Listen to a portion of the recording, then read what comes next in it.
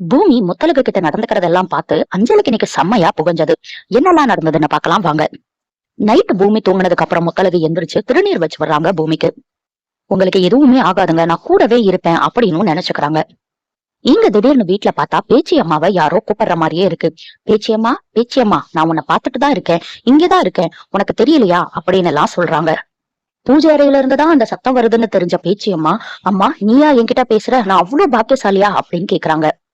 அதுல உனக்கு சந்தேகம் வேற இருக்கா பேச்சியம்மா? இவ்வளவு நாள் நான் ஊரை விட்டு தள்ளி இருந்துட்டேன், இனிமேலும் அங்க இருக்க வேணாம்னு நினைக்கிறேன். உங்க வீட்டு வாரிசா நான் வந்து பிறக்க போறேன். முத்தழகுக்கு குழந்தையா வந்து பிறந்து எல்லாத்துக்கும் நல்லதே செய்ய போறேன்னு சொல்றாங்க. இங்க குங்குமம் இருக்கு, இத டெய்லி வச்சுக்கோ, நான் கூடவே இருப்பேன்னு சொல்றாங்க. அப்புறம் பார்த்தா திடீர்னு பேச்சியம்மா பெட்ல இருந்து எந்திரிக்கிறாங்க. எல்லாமே கனவா அப்படின்னு யோசிக்கிறாங்க. நேரா பூஜை அறைக்கும் போறாங்க. அங்க பார்த்தா அந்த கனவுல சொன்ன மாதிரியே குங்குமம் இருக்கு. அந்த குங்குமம் எடுத்து வச்சுக்கிட்டு ரொம்பவே சந்தோஷப்படுறாங்க. காலையில அஞ்சலி சூச கிட்ட வந்து, எங்க உங்க கிராமத்து பெண் முத்தழக காணோம் அப்படின்னு கேக்குறாங்க. ராமர் இருக்கிற இடம் தானே சீதைக்கு அயோத்தி, அவுட் ஹவுஸ்ல பூமி ஐயா கூட தான் சின்னம்மா இருக்காங்கன்னு சொல்றாரு. காலையிலேயே போயிட்டாங்களா அப்படின்னு கேட்க, நைட் வந்தாதானே காலையில போறதுக்கு அப்படின்னு சூச பதில் சொல்றாரு. நான் தனி கொடுத்துறம் போலான்னு பார்த்தா இவங்க எனக்கு முன்னாடி போயிட்டாங்களா அப்படின்னு புலம்பிக்கிட்டே உள்ள போறாங்க. பூமி முத்தழகு கிட்ட நான் கிளைண்ட் மீட்டிங் போயிட்டு வரேன்னு சொல்றாரு. எங்க வேலை செய்யறாருன்னு தான் தெரியல. திடீர்னு முத்தழகுக்கு மயக்கம் வந்துருது. உடனே பூமி பதறி போய், நான் அப்புறமா மீட்டிங் எல்லாம் போய்க்கிறேன், நீங்க முத கிளம்புங்க, ஹாஸ்பிட்டல் போயிட்டு வந்துடலாம்னு சொல்றாரு.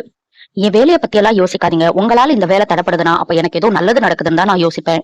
உங்க கூட இருக்கிறதே போதுங்க, கிளம்புங்கன்னு சொல்றாரு. சாரி மாத்திட்டு வரேன்னு முத்தழகு வந்து பொன்னிக்கு கால் பண்ணி நடந்த எல்லாத்தையுமே சொல்றாங்க. ஐயோ, பால் டப்பாக்கு போய் கண்டமா, என்னால நம்பவே முடியலையேடி. என்ன நடந்தாலும் பரவாயில்ல, அந்த சாமியார் சொன்ன மாதிரி அவர் கூடவே நீ இருன்னு சொல்றாங்க. முத்தழகும், நான் இதனாலதான் அவர் கூட இருக்கேன்னு சொல்லவும் முடியல, விலகவும் முடியல, வாழவும் முடியல, ரொம்ப கஷ்டமா இருக்குன்னு சொல்றாங்க. பூமி காரை தொடச்சிட்டு இருந்ததை பார்த்த அஞ்சலி, வெளியே கிளம்புறியா பூமி, நானும் வர்றேன் அப்படின்னு முன் சீட்ல ஏறி உக்காந்துடுறாங்க. ரொம்ப நாள் கழிச்சு நானும் முத்தழகும் இப்பதான் வெளியே போறோம், நீ கண்டிப்பா வரணுமா அப்படின்னு அஞ்சலி கிட்ட கேக்குறாரு. எத்தனை நாள் நம்ம 2 பேர் போயிருப்போம், இப்படி ஒரு தடவையாவது முத்தழகு கிட்ட நீ சொல்லிருப்பியா அப்படின்னு கொஸ்டின் கேக்குறாங்க. அப்ப முத்தழகு வர்றதை பார்த்த பூமி நேரா முத்தழகு கிட்ட ஓடுறாரு. இருங்க சாரிய நான் அட்ஜஸ்ட் பண்ணி வர்றேன் அப்படின்னு அட்ஜஸ்ட் பண்றாரு. வேணான்னு சொன்னாலும் கேட்க மாட்டேங்கிறாரு. நான் தான் உங்களை கேர் பண்ணிக்கணும், வயிறெல்லாம் வந்துட்டா உங்களால குனிஞ்சு செய்ய முடியாது அப்படின்னு சொல்றாரு. இத பார்த்த அஞ்சலி பயங்கரமா காண்டாகுறாங்க. முத்தழகு கார்ல அஞ்சலி இருக்கிறத பார்த்துட்டு, நம்ம 2 பேரும் போறத அஞ்சலி கிட்ட சொன்னீங்களான்னு கேக்குறாங்க.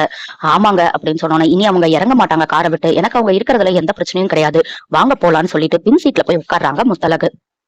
சரி நம்ம எங்க போறோம் அப்படின்னு அஞ்சலி கேட்க, குழந்தைக்கு ஸ்கேன் எடுக்கதான் ஹாஸ்பிட்டலுக்கு போறோம்னு சொன்னோன்னு, ஸ்கேனா, ஹாஸ்பிட்டலா, இல்ல நான் வரல, நீங்க போயிட்டு வாங்க அப்படின்னு பதறாங்க.